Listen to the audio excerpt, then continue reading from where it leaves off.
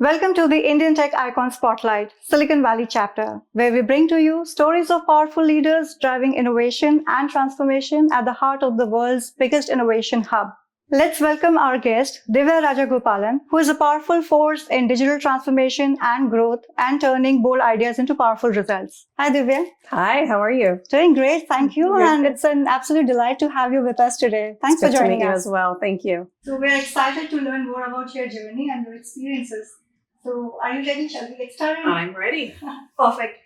So Divya, these days everyone is talking about innovation. So what does innovation actually means to you, and what are the common challenges when you talk about implementing innovation?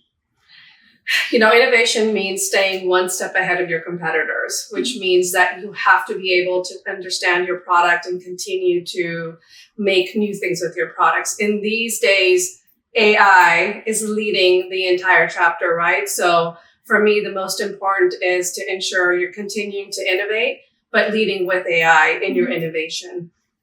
That's the only way that you're going to continue to stay ahead of all of your competitors and make sure that you're making a specific tag in the market as this company that you work in. So in my job specifically today, my focus is on how to continue to build AI specific functionality for our channel partners, because that's what I'm focused on. So it's building new AI functionality, albeit, using generative AI, whether it's agentic AI, whether it's, using language model plus AI. It's really looking at that and then transforming the way that our partners work with us in our ecosystem. So Divya, everybody these days is talking about innovation. So what are the common challenges when you, work about, or when you talk about innovation, when you meet your clients or partners and when you try to implement new technologies? So what are those common challenges that you come across? Well, first, innovation is really staying ahead of the market, right? It means you have to be one step ahead of your competitors. And these days, innovation is always stacked on AI. So without AI, you don't see, innovation moving forward. And so we've really utilized AI in many of our functionalities to support our partners, right? Albeit generative AI, whether it's agentic AI, we're even looking at how do you have voice agent. So there's so many things that we're doing. One of the challenges, especially that we face today, is there is still a bit of lack of trust with AI. And so although we're trying to move forward very quickly, a lot of our partners today, in order to implement AI in their customer system or to resell AI, they still, need to feel that it's going to help their customers, right? So it's the sales, it's the voice of what it means is the difficult part. It's the business context that we're really having to help our partners with more than the sales, because the customers have to feel, yes, I'm able to utilize the AI. I was actually talking to, many people, my partners, a lot of my coworkers and my friends, and that came up to be the number one problem. The second problem is that the innovation around the AI space is moving so quickly. Like if you look at a lot of our competitors, they're already moved to like the voice AI and, are starting to really ramp up so quickly. And so for a lot of companies, especially even for ServiceNow, we have to continue in that growth if we want to sustain longevity in the tech environment. And that's a wonderful answer and a great insight as well. So, they were talking about, you talked about agentic AI. So what are the industries you see, especially getting benefited from using agentic AI? And I would say like the reluctance initially definitely would be there, but in future, I think that's going to be what we'll be seeing. So which industries you see getting benefited? I mean, the tech space especially, right? So when I talked about agentic AI, one of the more of the use cases that we've built for agentic AI is how do you help our partners not have to spend so much time doing day-to-day work, filling out forms, having to like complete specific tasks. Agentic AI takes a lot of that away from you, right? Now you're really focused on talking to an agent to complete all of your tasks. The other area that I've seen benefit a lot is also in the health industry. Specifically in the health industry, as you're talking to specific agents, you can actually use an agentic AI. Even if it's just, hey, I want to set up an appointment. The agent can do that for you. You don't need to have an actual physical person there. So we've also, especially with ServiceNow, really focused on healthcare companies, also in sharing our agentic specific flow that we've built out as well. Yeah, that's great. Now, being into Bay Area, surrounded by so many venture capitalists, right? So have you ever thought of starting your own, venture? Typically, I think that's what the Bay Area is all about. I have, but it comes with obviously a lot of, time, sweat, money. So not saying I won't do it, but one of the key things that I've been focused on is, if you look across all of the tech industry specifically, everybody needs a CRM, which is a customer relationship management, and then also PRM, which is the partner relationship management. But if you look across PRM, there are not very many companies that specialize in PRM. It's a very niche product. And a niche product, what happens is what specific company will start PRM, but then you have to still utilize so many different vendors to be able to still do more work within the PRM space. So one of the key areas that I focus on with ServiceNow is to actually build our own PRM system within ServiceNow so you can package CRM and PRM. So one of the ideas I had was, well, why not go venture out and build my own partner relationship management system and, utilize that, because I would bring a whole suite rather than having multiple vendors. And take that to the market.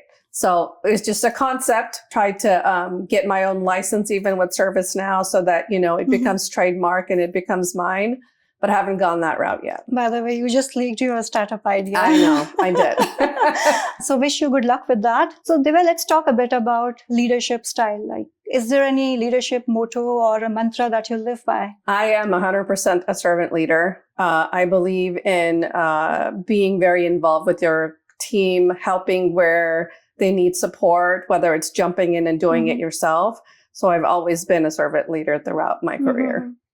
Well, that's really great. And talking about the collaboration with team and talking about the challenges and resolving the conflicts within team, what's your approach about that? I really think it's important for the team to be more unified as a family. So generally, I do treat my team as a family. We tend to work very close together. When there are any specific conflicts that happen within the team, it's very important for me that I first talk to the individual, find out, where the issues are. And then, we try to solve it as a team together. It's not a one-on-one basis. It's generally, okay, let's bring the conflict together and let's all share ideas on how do we minimize the conflict together. And that's worked really well for me. That's a wonderful perspective. Now, talking about the leadership style again, right? Like, are there any leadership qualities that during the process or during your career, you had to kind of unlearn those? Leadership qualities I had to unlearn. Yes. I am a perfectionist. And so when you say a perfectionist, it can be a bad and a good thing, right? Either you want everything to be done correctly. That has been one of the key areas that I've struggled with in my leadership, because you learn from mistakes, right? The only way you grow is you make the mistake once, then you learn from it. And then the next time, okay, either not to do it again or how to do it differently. And so that's been one of my key struggles, because I'm like to make sure everything is done in the first go round. But more so now I've become more of a, hey, understand there was a problem. You don't need to speed. We don't need to be perfect in everything. We'll learn, and there'll be mistakes along the way. There'll be bumps, and we'll be fine. Absolutely. And on a lighter note, has it come from Amir Khan's movies? We were talking offline because you're an Amir Khan fan. You look for the perfection. I am. We like Amir Khan, Shah Rukh Khan. Amitabh Bachchan is my all-time favorite, I will say. If I ever got to meet him in person, I would be very happy. Absolutely. Divya, what's your favorite failure that, finally ended up teaching you something? This was, I want to say about 7 years. No, it's been more than that, 8 years ago. I worked for a company called VMware, probably heard of it. And in there, I was running this very big project. We were launching a brand new marketing development fund program within VMware. And during that time, I was asked to lead the entire project. I was supposed to be speaking with all of the different stakeholders, providing updates on how the project worked. I wanted to make sure my project did not fail. So even though I was going through problems, I did not want to let my manager know. I was concerned that my manager would think, oh, she does not know how to do the work or she's failing. And so I chose intentionally not to let him know that things were not going well. And it just so happened that one day we were in a meeting and he said to me, so how's the project going? I said, oh, it's great. You know, we're very close and we're right on target. And he said, I'm not hearing that from my other stakeholders. They feel like there's still some problems. And that opened my eyes. I said, okay. And he said this to me. He said, you know, you never need to be scared to tell your manager when you need help, because your manager and your leader is there to help support you. They're not there to criticize you. We all make mistakes, and you have to be able to trust your leader and share with them these updates so they can help you and help you understand what you need to do next. So that has been one of the biggest, things that I've taken away from my career at VMware, which is, and I say this to my team now also, which is, if you're having any problems, let me know. I'll help you. Don't feel like you're a failure because you have to talk to me, because this is the growing pains and this is how you learn. So it was a great lesson. Absolutely. I'm appreciative of it. Yeah, seeking help, and that remained with you, right? Still now you remember that. And that's, I think, that's how we grew. It is, yes. Divya, I would like to know, like, is there any biggest risk that you took in your career, and how did that shape you? Yes, my biggest risk that I took in my career, when I first started my journey in a career, I was still young. I was 21, 22. And this was, the beginnings of how do I now start growing? I started in the mortgage industry. I was an analyst in the mortgage industry. So we did all of our servicing of mortgages, did the rates, all of that. When the mortgage bust hit, which was around 2008, I think it was, that was the time where I had to exit the mortgage industry because there was no more jobs. There were a lot of layoffs happening. And it was only after that I said, oh my God, what am I going to do with my career? Do I need to go find another job in the mortgage industry? Instead, I looked at, because we're in Silicon Valley, what is the most needed job? Where do I need to start looking for my next career? And I took a risk and I went into the tech space. That's how I got really involved in the tech space, got introduced to the tech space. And from there, lucky enough, I've been able to flourish, but it was one of the biggest risks I took because I could have stayed in the mortgage career and continued to find any roles, but I decided to really move into the tech space. That's wonderful. And then, like, from mortgage industry to tech, and then after that, how your career progressed? Like, now you're into partner sales management. Was it like CRM before? So how that journey progressed? Yeah, when I first came to VMware, I was brought in still in the partner space. I've always been in the partner space in my entire career. Now, I have supported the direct sales as well because I've run sales operations before.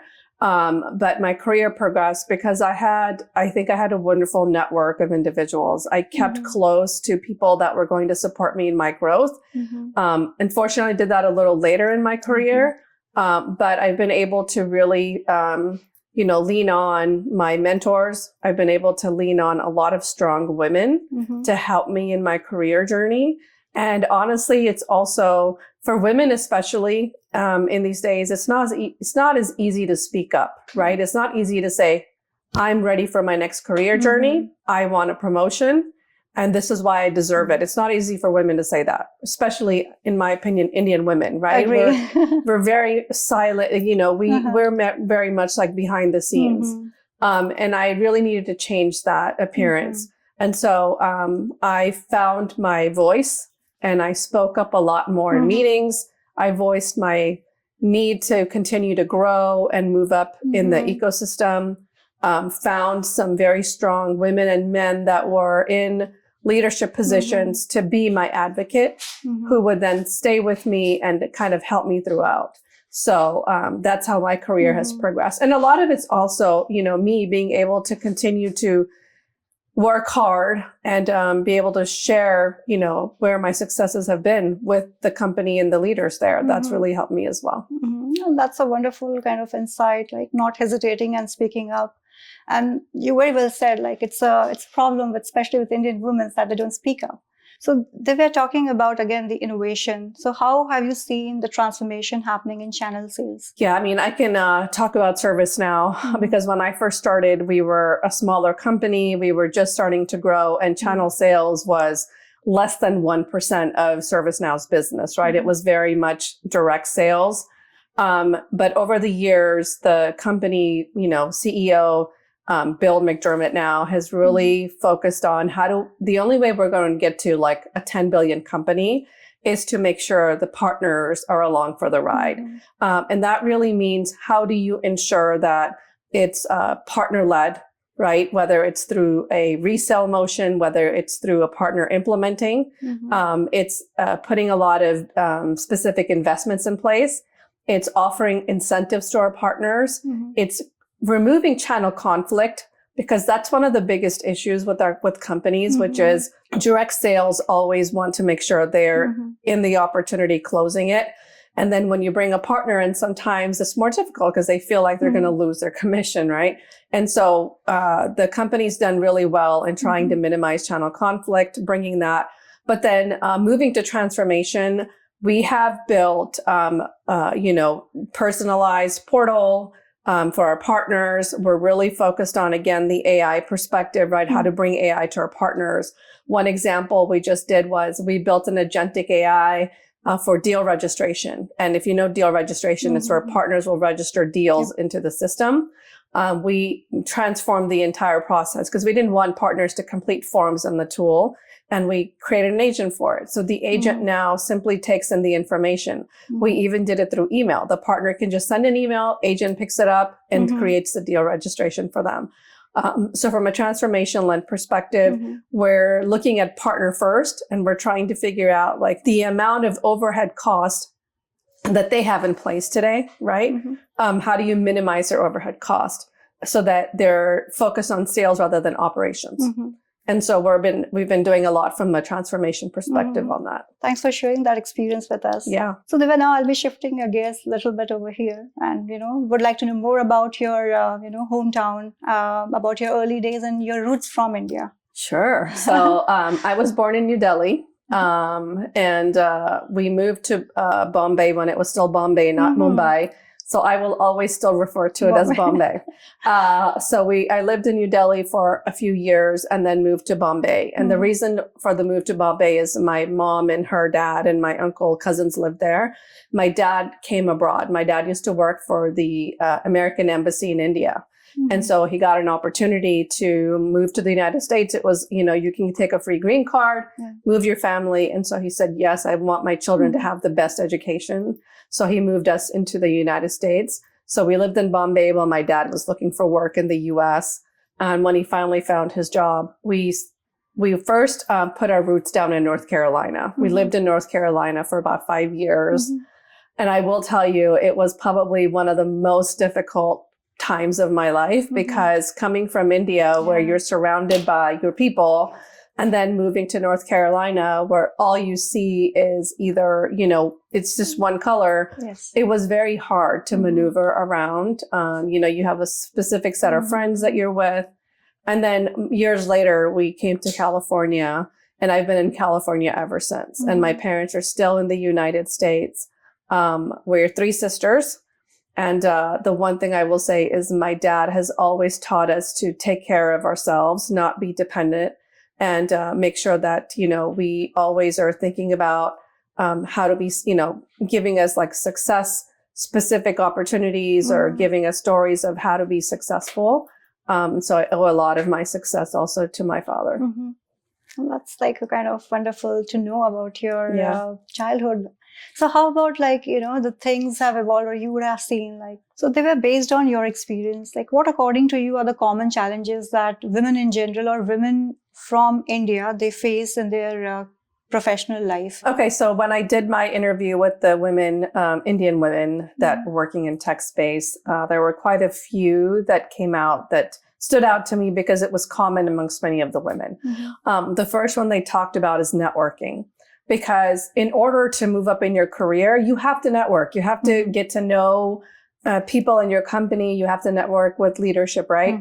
And so many of those networking events happen generally on a weekday around 5:30, 6 o'clock. Right. And that's when, at least for Indian women, that's when we're generally home, taking care of the kids, making dinner, having to get everything ready, right, for their household.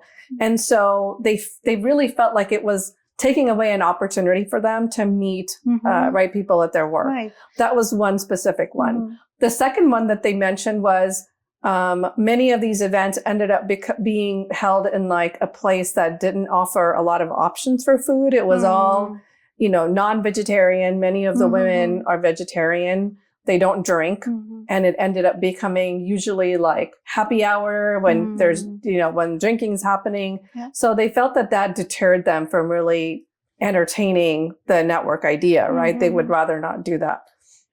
And then the third one was really kind of goes along with what I said earlier, right? When they're scared to speak up, they also felt like they lack communication skills because of the language barrier a little bit. Many of them still have accents. And they don't know how to communicate to their managers or to communicate to their peers on the things that they want. And that really did impact them because not all the women were focused only on an engineering opportunity or focused on the business, right? Some of them are in HR, like they're doing HR work. Some of them are doing marketing work. And so it was all of those things that came about for which I provided some solutions to the organizations. And I said, hey, here's some things that you can do to help right? The women. For one, why, instead of the women having to come home and cook right away or, have to take care of the children, why don't you fund like a weekly meal plan so that the women can just use a meal plan and not have to come home and cook right away, right? Or provide daycare in the actual office area. Laundry is another big thing. They said, I spend my weekends or, doing laundry. I don't have time to go anywhere else. So provide a laundry care facility that you can fund for the women, right? Out of the organization. So they can find little relief here and there and they can have the opportunity to actually engage in some of these networking events. Well, that's wonderful to know. You found the problem area and you also gave a kind of solution to it. So that's really great to know. Divya, again, let's talk a bit about, let's go to your past a little bit. And let's talk about your college days, your memories from your college days, like what kind of student you were and any fond memories which you would like to share with us. I was definitely the term nerd at school. I wanted to make sure that I always got good grades, all A's, or I was part of it, any sort of academic things that they had. So right out of high school, I went directly I did some junior college. When we came to the US, obviously we were not wealthy. And so we came from kind of a mid-standard. And so we didn't have a lot of money. So I had to pay for my own college. And so I did some college that was more of the junior college. Did that for a couple of years. And then I went to an actual college. I decided that because I wanted so heavily to focus on my studies. And, there are a lot of friends here, regular, like, let's go out on the weekend. And I was like, no, I really want to study. So I decided to move away for college. I actually ended up going to Fresno, which is about 2 hours away from here, because I wanted to get away from all of the, partying. I wanted to focus on more of my studies. So I did my business. I did my psychology there first. I did my undergraduate in psychology because I wanted to, I was still trying to figure out what's my major going to be. So I did my psychology. I was gone for about a year and a half. I missed my family terribly because I always lived at home with my mom and dad and my sisters. So after I was done with college, I came back home, lived with my mom and dad, and I did my master's. I did my master's in Hayward, which was called Cal State Hayward at the time. Did my master's in business administration. Again, did a lot during night school because I worked, because I paid my own way for college as well as my books and everything. So I worked full time, then did night school in the evening. So I commuted from Santa Clara to Hayward and back almost on a daily basis doing my master's. And then during the end of my master's is when I got married. And so finished my master's program. And then 2 years ago is when I said, I really want to go back to school because I am a big college lover. I love studying. I love knowledge because it's the most important thing, right? Absolutely. It's something that can never go stale. Continuous learning is what makes your brain healthy. It rejuvenates me at least. And so I went back to, do my doctorate at USC, completed it 2 years later. And so, and now I'm thinking about my next endeavor. And so I want to go do some work around paleontology. It is such a different course of work, I know, but my favorite movie is Jurassic Park. I love anything related to dinosaurs. And so I told my children and my parents this, I want to go back and do some paleontology courses because I want to learn about life on Earth and how it evolved from the time the dinosaurs were here to the time they became extinct. So that's going to be my next chapter in life, is to become an archaeologist or paleontologist. Wonderful. And I think, as you mentioned, right, that knowledge doesn't go stale. So it's always a good learning, be it be any field. And I think a lot of it, I would say, you would definitely credit to the career that you have, the impact that you are creating in the industry is definitely, I think, coming out of that focus on education. Yes, it is. It's the industry. But a lot of it is also, I will say, it's my parents. My parents have always told us, like, you should never stop the education, right? No matter how old you are, doesn't mean you have to go back to school. Read, learn what's happening. That's the only way you're going to evolve as a human being. And I've taken that in throughout my life. And so I'm probably, amongst my sisters, I'm probably the only one that likes to be in school. I would be in school rather than working if I had a choice, to be honest with you. That's great to know. And I think that's a wonderful piece of advice that your parents gave. Yeah. So, Divya, now let's talk a bit about your personal interests. Are there any hobbies or interests that you pursue outside of your work? I love reading. I am an avid reader. So I have a book collection in my house here. I read a lot of documentary kind of stories. I also like to read a lot about murder mystery, things like that. I know I'm a little oddball, but I like to read. That's one of my passions. I love going to the movies. I love movies. So my children and I generally will go do movie nights, at least once a month if we can. And I love to travel. Like, when I get the opportunity, I love to do a family vacation. We just recently went to England and Paris. So I took my kids there, and then we just did another family vacation with all of us. We went to Orlando to do Disney because I'm a Disney fan. So those are my hobbies. That's wonderful. Yeah. So, Divya, we're almost nearing the end of our discussion. And it's really lovely talking to you, knowing your experiences and your learning. So we are, about to move on to our next section, which is the rapid fire round. And a typical rapid fire round. Right? I'll be asking you questions and would be expecting quick answers from you, but no pressure. Answers. Okay. Are you ready? I'm ready. Perfect. So your first question, if you had to choose one word for 2025, like the year 2025, what would it be? Progressive. Nice. What's your secret to staying calm under pressure? My kids. Lovely. What's the most unexpected lesson leadership has taught you? Patience. Okay. If you could teleport to any city for work tomorrow, where would it be? It would be Rome, because I loved Rome. Rome, When in Rome, yes. I loved Rome when I was there. Okay, that's nice. Morning commute in the Bay Area, scenic or survival mode? Oh, God. Scenic, please. No morning commute in the Bay Area. It takes too long. But you're blessed. You can be hybrid. I'm blessed because I am actually remote, but I can be hybrid. I can go in whenever I want. So I am blessed in that way. And I have to thank ServiceNow for that. Yes. Well, that's great to know. The next one. What's one thing people outside the Bay Area just don't get about working here?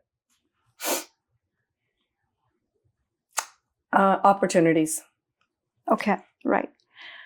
And the last one. Favorite local spot to grab a quick bite when you're racing between meetings? Oh, my kids will laugh. It's Chipotle because it's my favorite place to eat. It's quick and I love Mexican food. And I know it's not authentic, but I love Chipotle. And that's my favorite too. Okay, good. But thank you so much, Divya. It's been really wonderful talking to you. Thank you so much for sharing such great insights with us. And Thank really, you. we wish you continued success. Thank you for having me. It was a pleasure. Thank you.